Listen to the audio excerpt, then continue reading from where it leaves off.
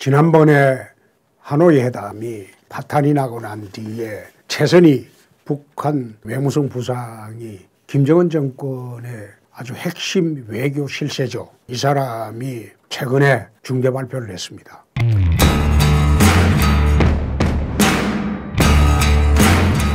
미국 요구에 양보할 생각이 없다. 미국이 북한이 취한 변화에 상응하는 조치를 취하지 않는다면 타협하거나 대화를 계속할 생각이 없다. 이렇게 발표를 하고 미국과 협상을 지속할지 미사일 발사 및 핵실험 중단 상태를 유지할지는 곧 결정할 것이다. 남조선은 미국의 동맹이기 때문에 중재자가 아니고 같은 플레이어에 불과하다. 이렇게 미국에 대해서 이제 협박성 기자회견을 했습니다. 그럼 다시 시작된 북한의 이런 벼랑 끝 전술에 우리는 어떻게 봐야 합니까?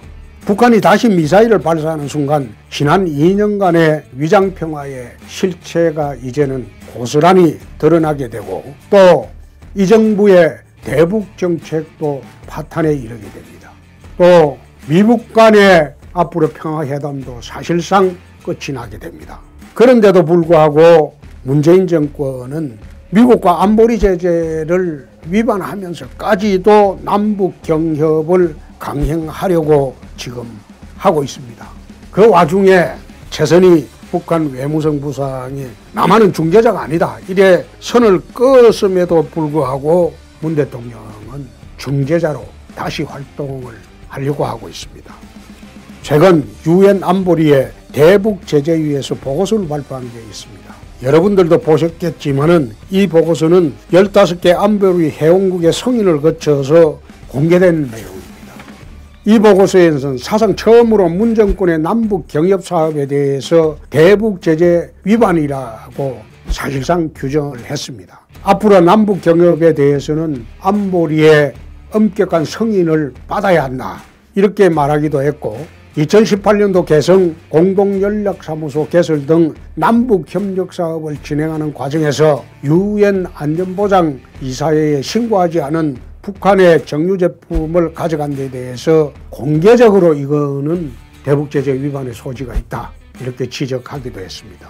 또 문재인 대통령이 지난 9월에 평양에서 김정은 국무위원장과 함께 벤츠 리무진 차량에 탑승한 사진을 공개를 하면서 이것도 대북제재 위반에 걸릴 그런 소지가 있다. 대북제재위는 문 대통령이 tab승한 이 벤츠 차량의 정보화 제재 차량인지 여부를 식별하기 위해서 청와대 경호처에 문의했다는 내용도 있으나 우리 청와대는 이런 사실을 부인하고 있습니다. 또 문 대통령이 작년 9월에 김정은과 함께 백두산 천지를 방문할 때 이용한 렉서스 LX570 차량도 대북제재 위반 품목으로 지목을 했습니다. 결국 유엔을 비롯한 세계 국제사회는 문 대통령을 국제적인 문제 아닌 김정은과 같이 현재 취급을 하고 있습니다. 국제사회와 공동모조를 취하지 않아 지금 국제사회로부터 배척을 당하고 있다. 이렇게 사실상 우리가 봐도 될 것입니다. 북한 영변의 5메가와트 원자로는 잠깐씩 중단된 적은 있지만 여전히 가동 중이라고 또 연례보고서를 통해서 발표를 했고 문 대통령은 하노이 북미회담의 성과로 연근 핵시설의 완전한 폐기, 부분적인 경제제재 해제, 북한 내 미국 연락사무소 설치 이런 세 가지를 논의했다는 점을 성과로 꼽았으나 이것은 파탄이 난 회담이었죠. 북핵 대응 방향의 전면 전환이 이제는 우리가 필요한 때입니다. 하노이에서 실패해서 우리가 배워야 할 것은 미북 간의 중재자, 운전자 노릇은 이제는 파국이 왔다. 국제사회는 물론 북한에까지 배제되면서까지 문 정권은 완전 북핵 문제에 고립이 되고 있다. 그럼에도 불구하고 문 정권은 미들 딜 촉진자 운운하면서 미국 중재를 시도하고 있지만은 이미 미국 양측으로부터서 모두 배척당하고 있는 안타까운 상황이 현재 도래를 했습니다. 그래서 저는 이 상황에 대해서 세 가지를 대안으로 제시를 합니다. 우선 완전한 북폐기를 미국과 한국이 한미동맹으로 꼭 이뤄내야 되겠다. 그렇게 하기 위해서는 북핵을 없애기 위해서 제재를 더 강화해야 한다. 두 번째, 대북의 지원과 압박을 동시에 해야 되는데 이제는 지원체제에서 압박체제로 전환을 한국도 해야 할 때다. 그리고 세 번째, 절대 안보체제 구축을 위해서 무장평화, 핵균형을 통한 무장평화로 대북정책을 바꿔야 할 때다. 라는 그런 주장을 오늘 추가로 하겠습니다. 그만큼 안보는 5천만 국민의 생명과 재산이 걸린 그야말로 중차대한 문제 중의 문제입니다. 이런 문제를 실패한 위장평화회담 추진하고 있는 이 문정권에 맡겨서 되겠습니까? 야당이 좀 더 분발해 주실 것을 오늘 거듭 요구 말씀을 드립니다. 최근에 동부 지원에서 전 환경부 장관 영장이 기각이 됐다고 합니다.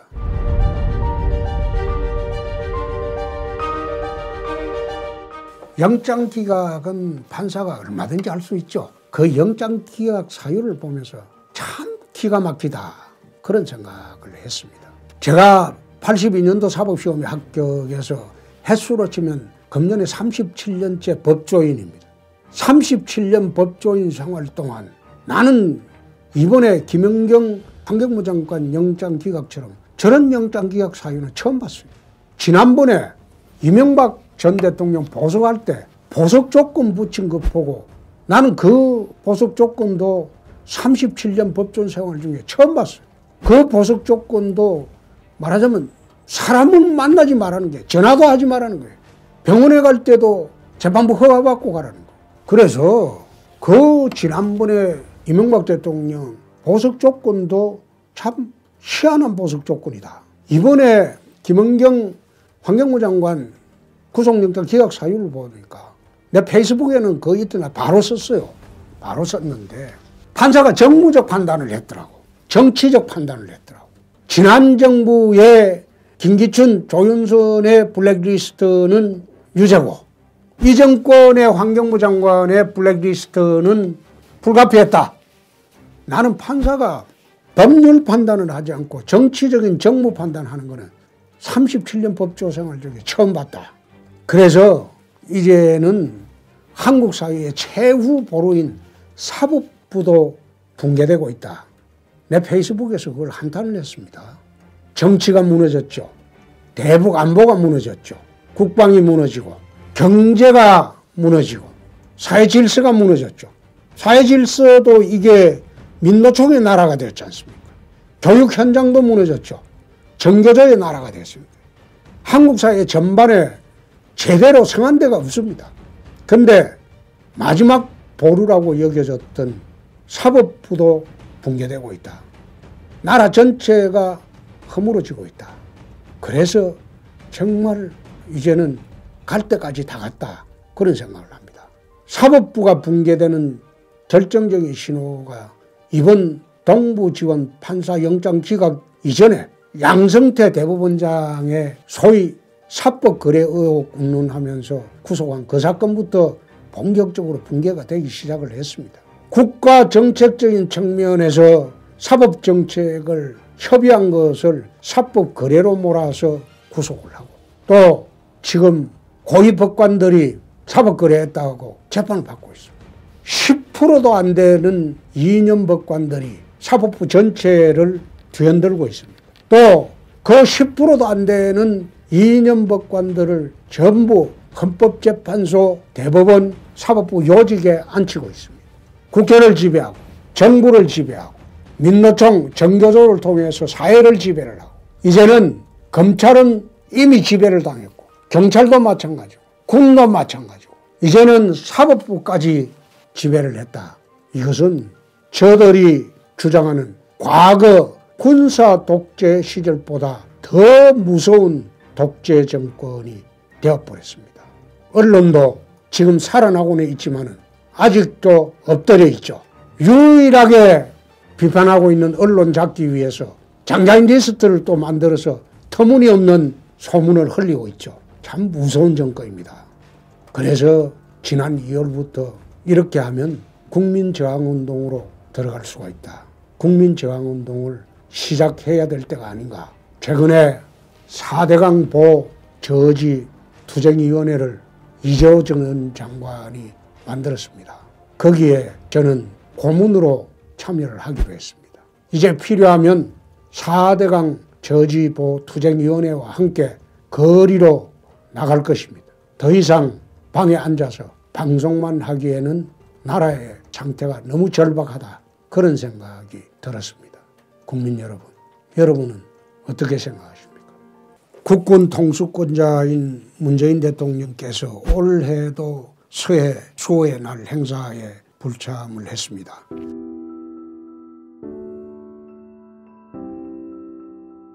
순직 군인 대신 대구로 로봇 보러 갔습니다. SNS상에서는 오늘 대구로 가는 길 마음 한쪽은 서해로 향했다 이런 글을 남기셨습니다.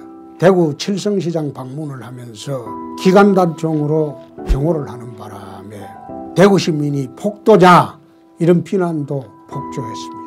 국군 통수권자의 기본 자세는 5천만 국민의 생명과 재산의 안전입니다. 그게 첫째가 되어야 됩니다. 서해 수호의 날은 서해에서 일어났던 북한의 도발, 제2연평해전, 천안함 피격, 연평도 포격 도발 등 북한에 맞서서 나라를 위해서 목숨을 바친 호국영령을 추모하는 날이기도 합니다.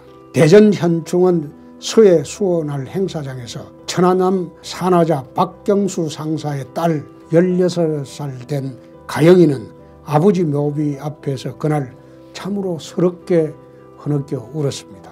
이런 가영이의 눈물을 대통령이 닦아줘야 하는 것이 대한민국 대통령으로서의 의무이자 책무입니다.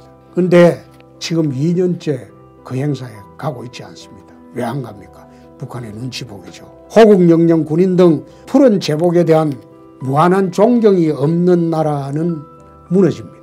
미국 대통령의 사례를 보면 트럼프는 전사자 송환식에 최우선적으로 참석을 하고 오바마 부시 등 당적을 떠나서 군 통수권자들이 이런 산화한 군인들에 대해서는 진심을 다해서 예를 갖춥니다.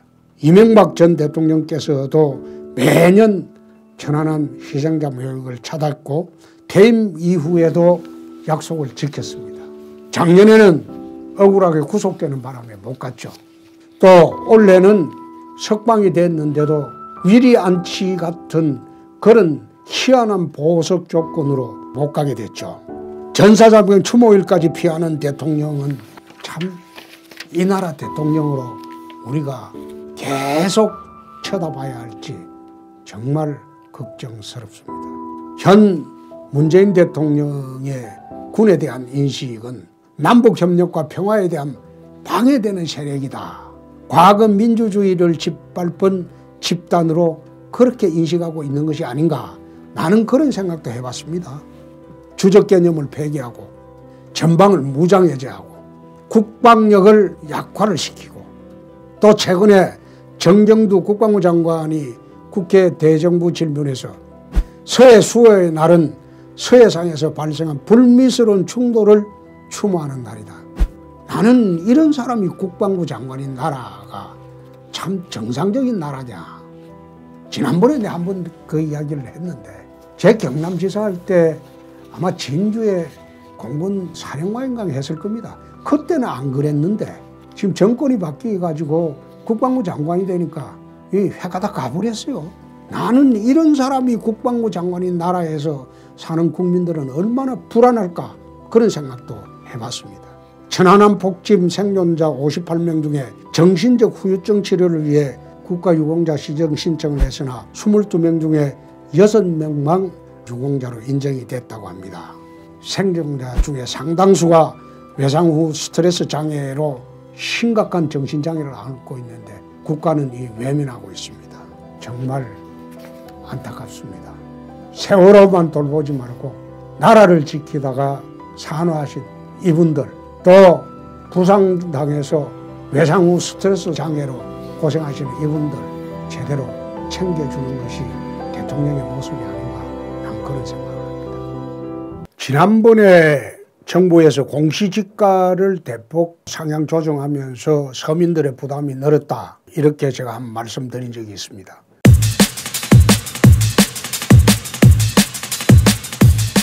그런데 이번에는 부동산 공시가를 또 대폭 올렸습니다. 얼마 전에 올해 1월 1일 기준 전국 공동주택 1339만 호의 공시가격이 발표가 됐습니다. 전국 평균 5.32%가 상승이 됐죠. 서울 공동주택은 평균 14.2%가 올랐죠. 노무현 정부 시절인 2007년 28.4% 이후에 12년 만에 최대로 상승했죠. 작년 서울 공동주택의 공시가격이 10.2% 오른 것에 포함해서 단 2년 만에 공시가격이 25.8%나 올랐습니다. 현실을 보면 이것은 정말로 이래도 되느냐 그런 생각이 들 정도입니다. 원래 세금은 조세의 종목과 세율은 국회에서 법률로 하게 돼 있어요. 그런데 이번에 하고 있는 것은 국회에서 법률을 제정해서 하는 것이 아니라 행정부의 명령으로 행정부령으로 공시가를 조정하면서 사실상 대폭 세금을 상승시킨 거죠. 그러니까 서울 아파트 절반인 6억 이상 초강 아파트는 15% 이상 오르고 서울에서 25개구 가운데 20개구 과천, 분당, 광명 등이 두 자릿수 세금이 올랐어요.